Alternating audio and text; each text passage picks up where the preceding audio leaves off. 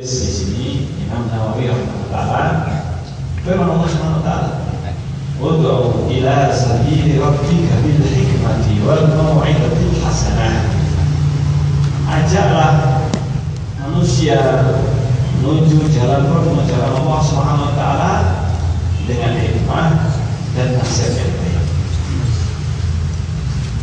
Dan disebutkan para ulama ketika syarah menjelaskan ayat ini, diantaranya yang disebutkan oleh Ibnu Qayyim rahimahullah taala, beliau mengatakan bahwa Allah menjadikan tahapan dakwah atau tingkatan dakwah itu sesuai dengan bagaimana keadaan orang yang didakwai, siapa dan bagaimana keadaan mereka.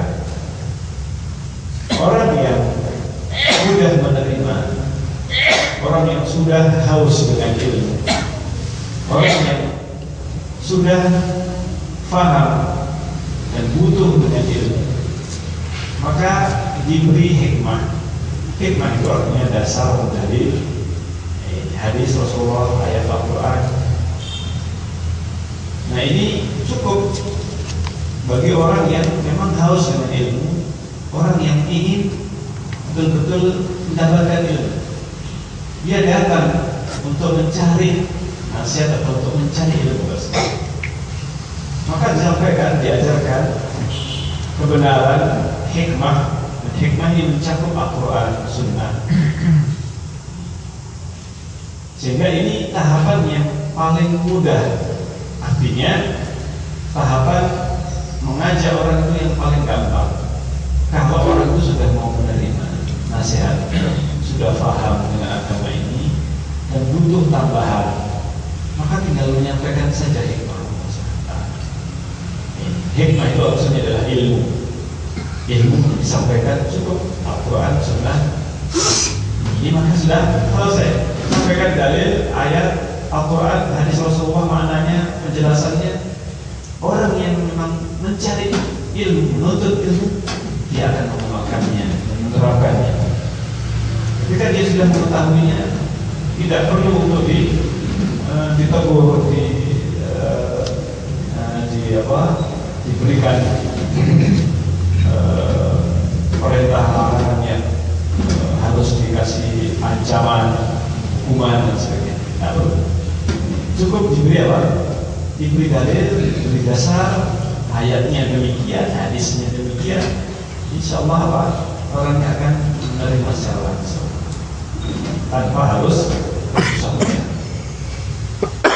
Tapi orang yang ada semacam sifat yang suka lalai atau agak bandel sedikit, tetapi dia ini masih menerima seandainya diingatkan, tetapi butuh nasihat, butuh peringatan, butuh ajakan karena mudah lalai. Maka di sini disebutkan wal mau'izatil hasanah. Mau'izah hasanah, nasihat yang baik. Diberikan kebenaran, kamu ya saya begini, seharusnya tidak begini. Orangnya yang terkadang terjerumus atau tergelincir, ini perlu mau'izah hasanah. Ini bagi orang yang mudah tergelincir, tapi ketika diingatkan mudah. Ketika diingatkan, ini dia mau menerima. Hanya sedikit itu lebih berat atau lebih ekstra daripada orang yang pertama, jenis yang pertama ini. Cukup dengan hikmah, sampaikan hujah Al-Quran, ayat, hadis Rasulullah SAW. Ini perkataan para sahabat, para ulama mengatakan demikian. Insya Allah sudah apa? Sudah cukup. Tapi kalau orang itu mudah lalai, atau orang yang jahil, orang yang tidak paham, sampaikan dalil juga masih belum cukup. Perlu terkadang apalagi mungkin anak-anak yang agak sifatnya nakal, atau orang yang kadang masih suka nyerangkan dengan maksiat. Nah, ini masih perlu dikasih nasihat, mau hasanah.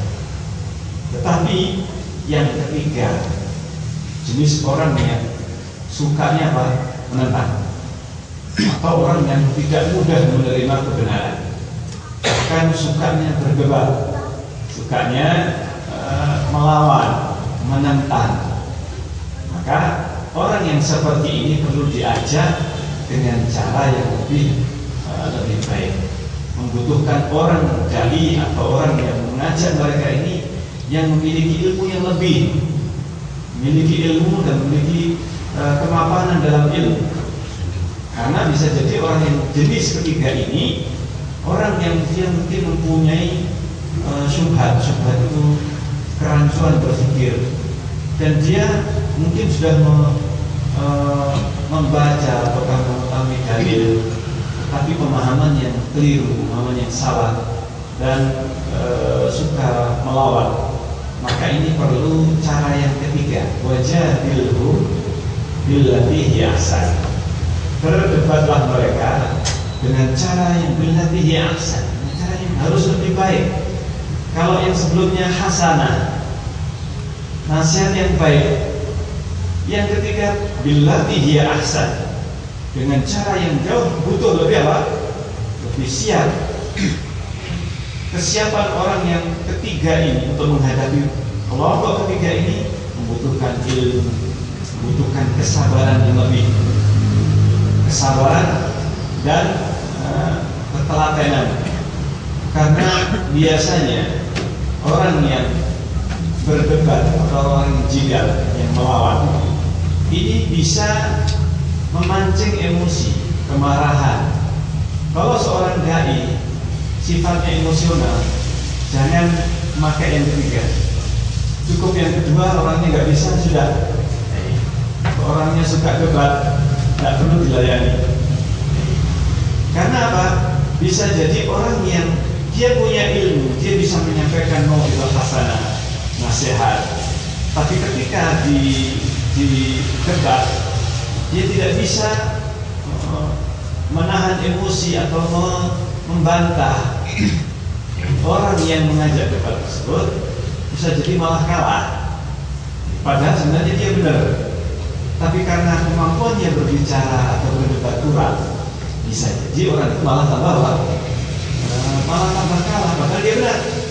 Bisa jadi kesalahan ketika dibungkus dengan kemampuan jidal, kemampuan berdebat, seakan-akan benar, padahal dia adalah apa? Salah. Ini berbahaya. Orang yang ketiga, kelompok ini ketiga itu kelompok yang suka berdebat, yang punya syubhat. Jika tidak dihadapi oleh orang yang juga mumpuni dalam menjawab syubhat yang ada, maka bisa jadi tambah membuat runyam keadaan.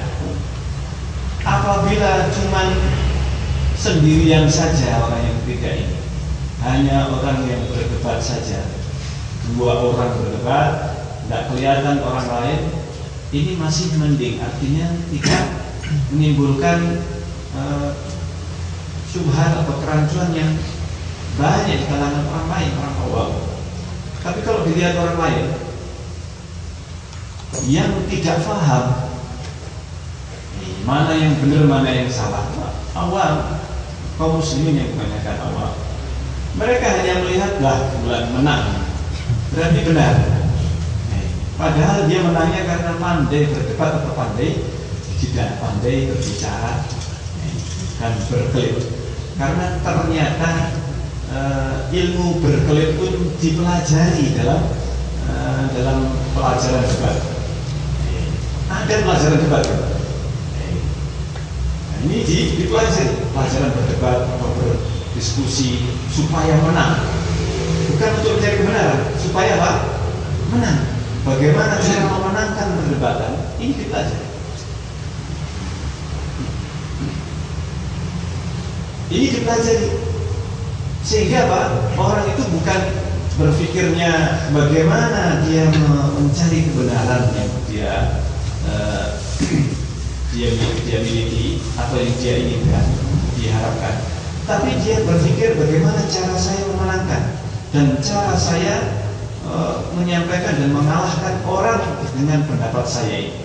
Entah pendapat ini benar atau salah, dapat ya, bahkan dapat yang batil.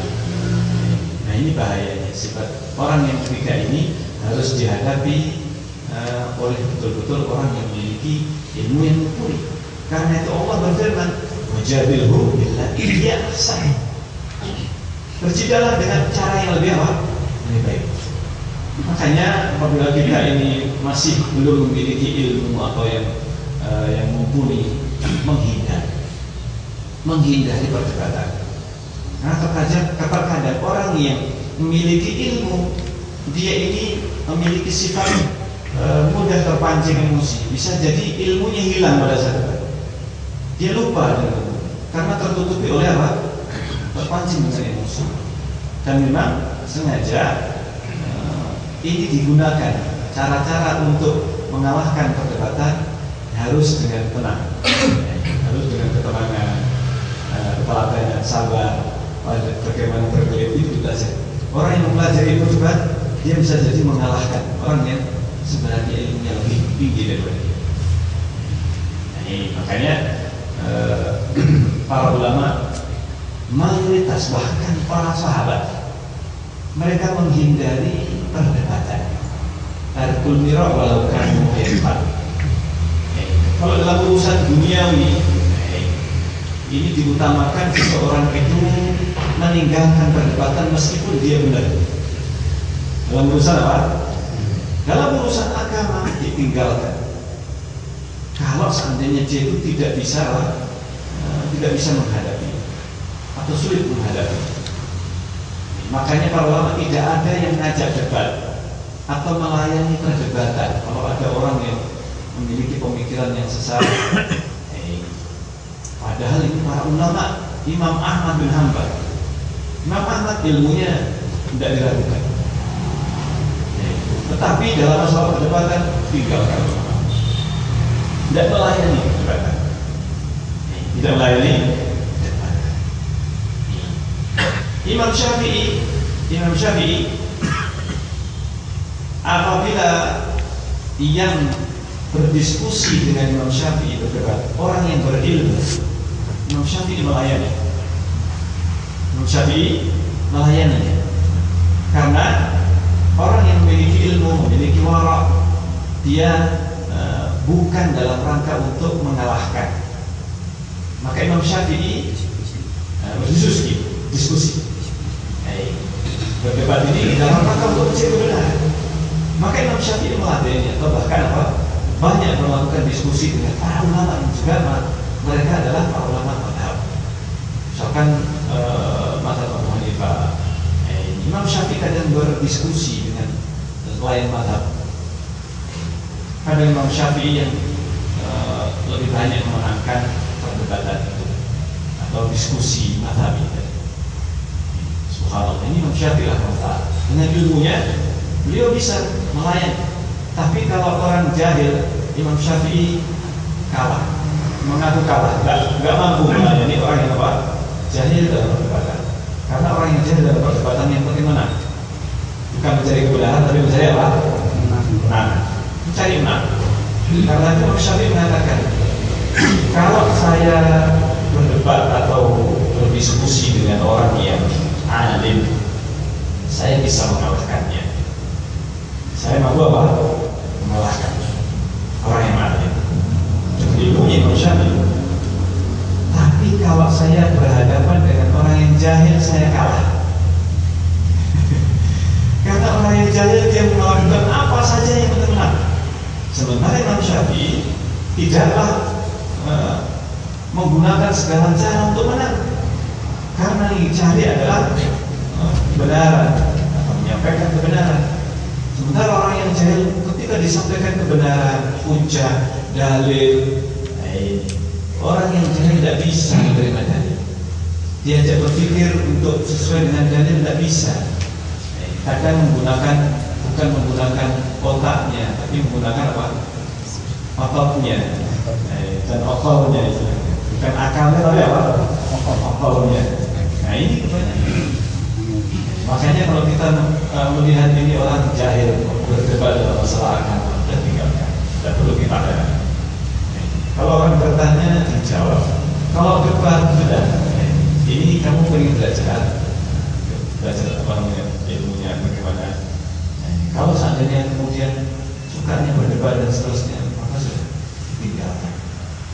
Meskipun kita merasa berada di atas yang benar dan ini adalah suatu yang benar, kok kemudian dia didebat oleh orang yang tidak punya ilmu, maka ketika disampaikan kita tidak bisa, maka sudah dihindari orang seperti ini. Dihindari orang yang suka jidal. Dan termasuk sifat yang dicela di dalam Islam adalah orang yang suka apa? Orang yang suka berjidal. Jadi dihindari berbicara dengan orang yang suka berdebat. Dan kalau orang yang suka menang, maka orang yang seperti ini sudah, dia itu berbicara berdebat dalam rangka untuk apa? Menang, bukan untuk menerima, mencari kebenaran. Seandainya kita sampaikan kebenaran kayak apapun dia tidak menerima. Kenapa? Karena dalam pikirannya berarti dia kalah kalau benar. Berarti dia apa? Kalah. Padahal orang yang menerima kebenaran dalam diskusi, perdebatan, dia menerima, oh ternyata pendapat saya tidak sesuai dengan dalil. Ketika dia menerima dalil, dia sebenarnya menang. Meskipun kelihatan kalah dalam perdebatan, tapi ketika pendapat yang dia kemukakan tidak sesuai dengan dalil dan dia kemudian menerima dalil, berarti dia menang. Berarti dia menang. Karena apa? Menerima dalil, kebenaran. Sehingga patokannya itu adalah bagaimana orang itu terhadap kebenaran. Apakah dia tunduk kepada kebenaran atau tunduk kepada emosi dan kepada hawa nafsunya untuk benar. Ini ayat yang seperti ini sebenarnya juga perlu untuk kita mengetahui apa yang dimaksudkan. Karena banyak yang salah paham dengan ayat ini. Banyak yang salah paham dengan ayat ini. Sehingga apa? Butuh ila sabila rabbika bil hikmah. Sehingga sembarang orang kemudian pokoknya menggunakan ayat ini meskipun dia tidak punya ilmu, kan kita disuruh berdebat dengan cara yang lebih baik. Akhirnya berdebat. Tapi tidak tahu bahwasanya Allah sudah berfirman billati ahsan, dengan cara yang lebih apa? Yang terbaik, lebih baik daripada segala kualitas. Itu butuh ilmu yang lebih mumpuni, ilmu yang lebih kuat, lebih kokoh, mapan dalam berdebat. Makanya tidak semua orang bahkan para ulama pun meninggalkan perdebatan. Nah, ketika menghadapi orang yang kufar, orang yang bukan muslim, maka di setiap Al-Quran disebutkan wajadil ahlal kitab billati ahsan. Berdebatlah dengan ahli kitab dengan cara yang lebih baik. Ini orang yang betul-betul mengetahui bagaimana ajaran ahli kitab. Maka tidaklah masuk dalam kancah perdebatan diskusi dengan ahli kitab atau orang Nasrani atau pendeta dan seterusnya, kecuali dengan ilmu, kecuali dengan cara yang lebih baik. Masya Allah. Ini butuhnya ilmu lebih besar, lebih baik. Karena banyak orang yang kemudian ada yang mempelajari kristologi, mempelajari bagaimana mendebat orang Nasrani dan seterusnya. Tapi akhirnya ketika dia tidak memiliki dasar akidah yang benar, akhirnya justru terjatuh kepada akidah yang salah. Sampai mengingkari turunnya Nabi Isa, kemudian mengingkari Dajjal dan seterusnya. Tentang Nabi Isa keyakinannya malah justru terjerumus ke dalam kesalahan. Bahkan tidak menerima hadis Rasulullah SAW tentang turunnya Nabi Isa. Nanti akan disebutkan hadis-hadis tentang turunnya Nabi Isa atau Dajjal ini di akhir kitab Riyadhus Shalihin. Ini ada bab tersendiri tentang berita akhir zaman. Nanti akan disebutkan di dalam akhir kitab Riyadhus Shalihin. Semoga sampai. Nah, disebutkan di dalam hadis yang pertama disebutkan di sini dari Abu Wa'il Syafiq bin Salamah radhiyallahu anhu. Waqala kana Ibnu Mas'ud radhiyallahu anhu, adalah Ibnu Mas'ud radhiyallahu anhu, yudzakkiruna fi kulli khamis. Ibnu Mas'ud menasihati kami, mengingatkan kami, maksudnya yudzakkiruna, maksudnya memberi nasihat setiap hari Kamis. Setiap hari Kamis. Hari Kamis di sini maksudnya bukan harus hari Kamis sunnahnya, tidak, tetapi setiap pekan. Cuman harinya waktu itu dipilih apa? Hari Kamis. Faqala lahu rajul, maka ada seorang yang berkata, ya Aba Abdurrahman, wahai Abu Abdurrahman, kunyahnya Abdul Mas'ud, wahai Abu Abdurrahman, lawaditu, saya pengennya, katanya angan-angan saya, lawaditu, saya pengennya, annaka dzakartana kulla yaumin, saya pengennya itu engkau mengingatkan kami setiap hari kayak begini. Oh, saking apa? Saking nikmatnya nasihat dari Ibnu Mas'ud radhiyallahu anhu, ketika didengar itu nyaman, enak, dicernanya dan masuk ke hati. Cuma kalau tiap pekan, cuma tiap Kamis saja, hari Kamis. Coba kalau seandainya tiap hari begini, katanya apa? Katanya orang tersebut, lama itu anak kata-kata anak yang coba kalau seandainya kau tiap hari dinasihatkan seperti ini.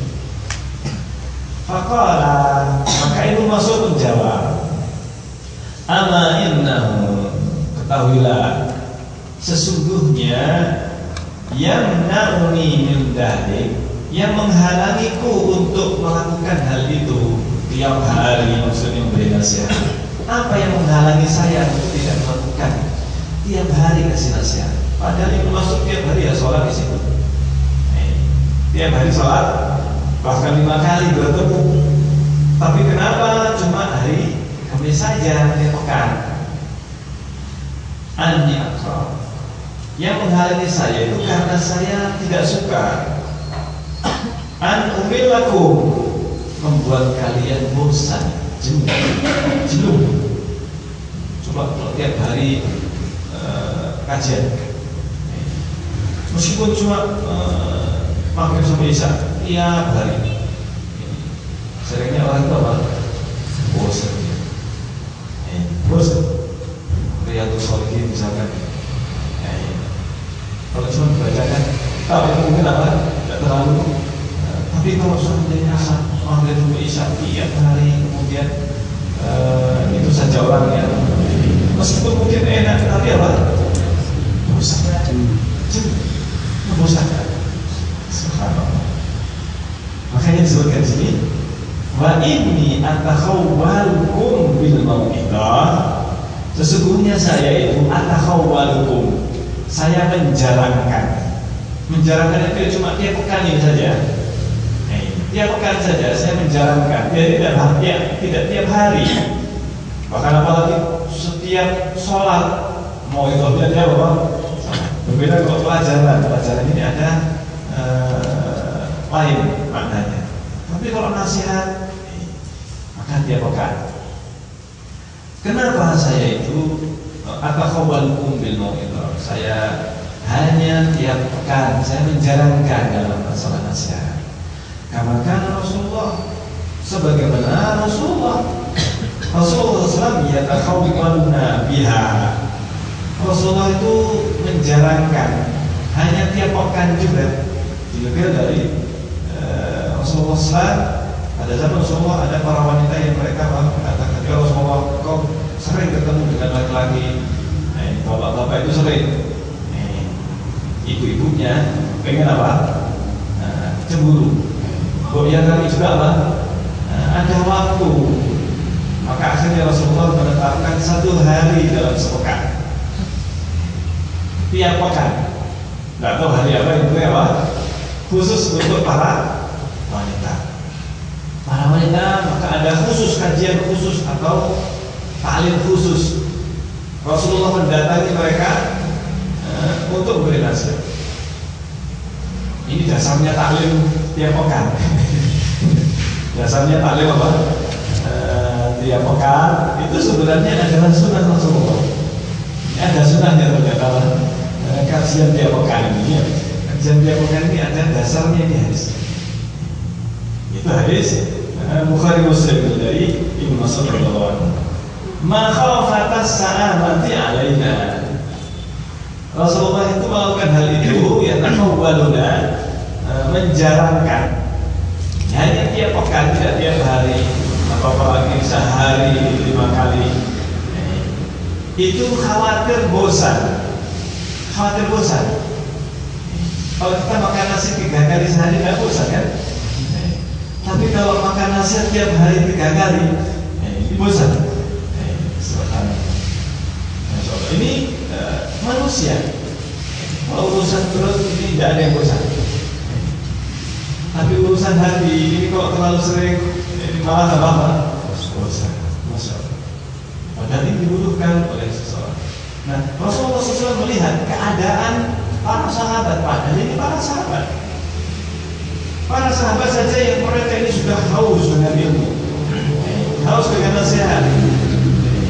Dan di sini tabi'in mereka pengennya tiap hari. Ibnu Mas'ud mencontoh dan meneladani Rasulullah. Kalau para sahabat saja yang mereka sudah memiliki ilmu, memiliki ketakwaan, keimanan yang tidak ada bandingannya dari manusia yang lain, bagaimana dengan manusia selain para sahabat? Para sahabat saja Rasulullah SAW khawatir kalau tiap hari beri nasihat mereka. Apalagi yang lain. Masya Allah. Ini hikmahnya. Jadi pelajarannya banyak sekali yang bisa diambil dari hadis ini. Sehingga sunnahnya memberi nasihat itu tiap pekan saja. Ini optimalnya tiap pekan. Terlalu jarang juga lah manusia kadang kering dengan nasihat. Hampa, kering hati. Tiap pekan ini yang paling memang apa? Yang paling pas istilahnya, paling pas dengan materi yang sama, materi nasihat maka tiap pekan. Nah, di sini disebutkan bagaimana para sahabat mereka itu rindunya kepada nasihat, rindunya kepada nasihat seperti ini. Para salaf, para tabi'in. Akan tetapi mereka karena Rasulullah SAW demikian itu yang mereka apa? Mereka tiru. Mereka teladani dari Rasulullah SAW. Ini. Nah, kemudian hadis yang selanjutnya, An Abil Yaqwan Ammar bin Yasir, dari Abil Yaqwan Ammar bin Yasir radhiyallahu anhu. Qala, yang berkata, sami'tu Rasulullah sallallahu alaihi wasallam. Saya mendengar Rasulullah sallallahu alaihi wasallam yaqulu, beliau bersabda, inna tula salatir rajuli, sungguhnya panjangnya salat seseorang, dan yang dimaksudkan di sini salat Jumat. Salat apa? Salat Jumat. Panjangnya salat seseorang, maksudnya berdirinya untuk salat, bacaan salat Jumat. Maka panjangnya ini panjang yang sesuai dengan sunnah Rasulullah. Panjangnya itu bagaimana maksudnya? Rasulullah kalau sholat Jumat yang biasa dibaca itu adalah apa? Surat Sabihis. Rakaat keduanya Al-Baqarah. Atau sholat apa? Surat apa? Al-Jumat. Dan Al-Baqarah. Jadi Rasulullah SAW membaca ini panjang, kadar panjangnya sholat Jumat itu adalah hal ataka dan apa? Sapi berarti sudah panjang. Sudah panjang. Loh, khutbahnya kalau begitu, apakah panjangnya itu waktunya sama dengan sholatnya ini tadi? Ataukah khutbahnya itu bukan ukurannya waktunya, tetapi adalah dibandingkan dengan pelajaran yang lain? Rasulullah kadang memberi nasihat atau pelajaran muhadharah ceramah itu antara sholat maghrib sampai sholat isya, sampai satu jam atau semacam itu. Tetapi kalau khutbah maka tidak terlalu lama, mungkin seperempat jam, lebih pendek daripada kebiasaan khutbah atau kebiasaan ceramah yang lainnya. Ini maksudnya bukan dibandingkan dengan sholatnya. Sholatnya 5 menit, 10 menit, berarti khutbahnya cuma apa? 5 menit misalkan. Bukan seperti itu maksudnya. Lebih pendek daripada sholatnya, tapi lebih pendek daripada khutbah yang lain. Lebih pendek daripada ceramah. Lebih pendek daripada taklim biasanya. Maghrib sampai isya. Habis isya 1 jam misalkan demikian. atau habis subuh dan seterusnya.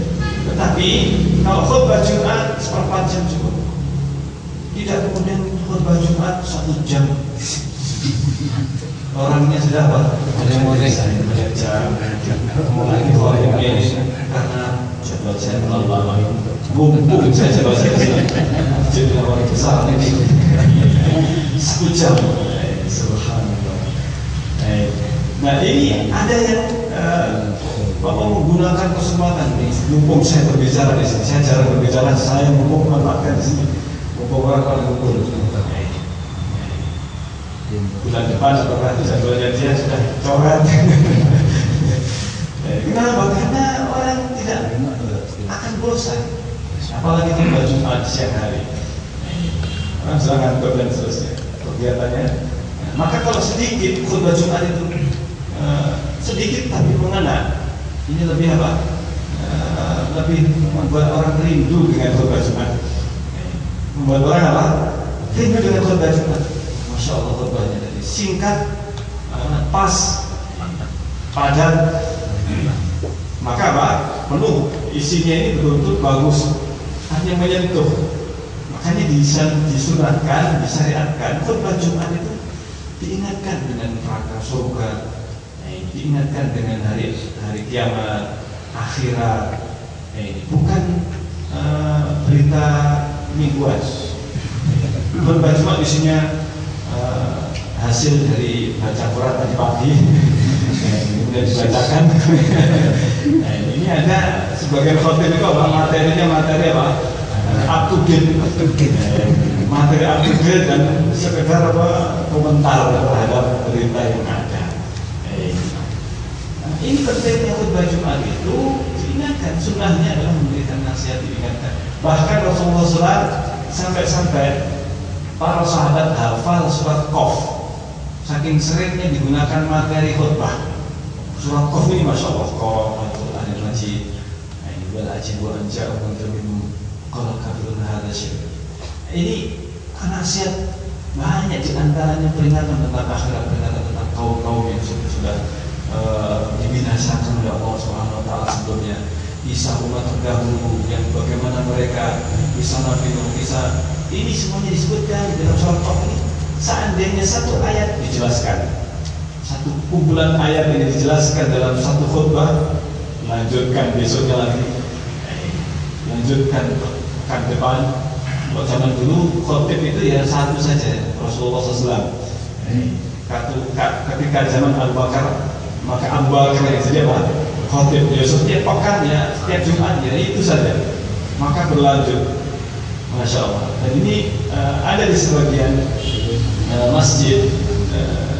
Ini sampai kemudian dibukukan khutbahnya, ini dibukukan, bersambung khutbahnya. Pekan ini khutbah. Sampai orang itu kemudian merasa apa?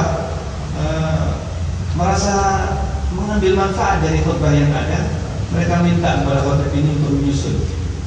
Akhirnya disusun dan jadi buku. Saya dapat kiriman apa? 4 jilid khutbah Jumat, 1 orang. Masya Allah. Khutbah apa? Khutbah Jumat. Isinya bersambung. Khutbah yang sebelumnya begini. Ini Masya Allah. Tapi kalau khutbah sekarang ini kan jadwalnya bahkan bisa jadi apa? Tiap 3 bulan sekali orang baru apa? Baru naik khutbah. Nah ini Masya Allah. Jadi kalau seandainya ini bisa jadi bahan pelajaran itu bisa. Masya Allah. Kalau seandainya apa? Dan ini beberapa masjid diterapkan di sebagian negara Tengah, Saudi, di Bahrain, di Kuwait, di Timur Tengah ini, Masya Allah ada khotibnya khusus di masjid tertentu. Di masjid ini khotibnya, masjid ini khotibnya. Nah, ini sungguh luar biasa. Orang-orang sampai ada di sebagian di negara tertentu di Timur Tengah, Bahrain enggak sampai. Itu atau di Qatar itu ada satu khotib itu sampai diminta untuk khotibnya itu agak panjang dikit karena terlalu pendek, dirasa terlalu pendek, mereka mengambil manfaat. Sampai ketika khutbah Jumat mereka mencatat bawa catatan. Masya Allah, sampai seperti itu. Tapi sebenarnya ini demikian. Jadi bahwa panjangnya khutbah seseorang, sholatnya seseorang, wa qisar khutbatihi, dan pendeknya khutbah dia, khutbahnya ketika khutbah Jumat ini, ma'innatun min fiqhihi, ini tanda kefakihannya. Artinya tanda bahwasanya orang yang fakih, orang yang ilmu, berilmu. Fa'atirus sholat wa aksirul khutbah, maka panjangkan sholat dan pendekkan khutbah. Bukan maksudnya panjangkan sholat setengah jam, bukan itu. Tapi panjangkan sholat. Bagaimana Rasulullah memanjangkan sholat? Itulah maksudnya panjang sholat. Karena Rasulullah kalau sholat maghrib, sholat isya, ini paling pendek. Sholat maghrib itu meskipun Rasulullah hafal 30 juz ya, tapi sholat maghrib, sholat isya itu yang dibaca juz amma, juz 29. Itu seringnya seperti itu. Bahkan mungkin di sholat maghrib ini dan sholat isya ini kadang yang dibaca disebutkan dalam riwayatnya buat ini bahasa itu. Sebagian riwayat menyebutkan buat ini bahasa itu di sholat isya baca rakaat pertama, rakaat kedua. Buat ini bahasa itu. Kenapa? Karena dengan diulang ini ada makna yang terkandung ini ditanamkan. Boleh seseorang, bahkan Rasulullah pernah mengulang-ulang kalau itu di dalam sholat malam, Rasulullah akan mengulang satu ayat dibaca dalam satu rakaat itu saja yang dibaca. Jadi dibolehkan seseorang misalkan dalam sholat mengulang satu ayat, diulang lagi 3 kali dan cukup. Karena itu saja yang dihafal bisa jadi ya kan. Tapi Rasulullah membaca itu karena makna yang akan dalam sampai Rasulullah menangis itu ulang lagi. Masya Allah. Ini gambaran bagaimana Rasulullah SAW. Nah khusus untuk khutbah Jumat ini ada keutamaan tentang hal ini. Baik, insya Allah sampai di sini sementara karena hadis yang setelahnya panjang. Insya Allah kita lanjutkan dalam kesempatan yang akan datang. Baik, kita akhiri. Kita tanyakan sebelum kita tutup. Berdoa saja. Assalamualaikum. Tiga malam.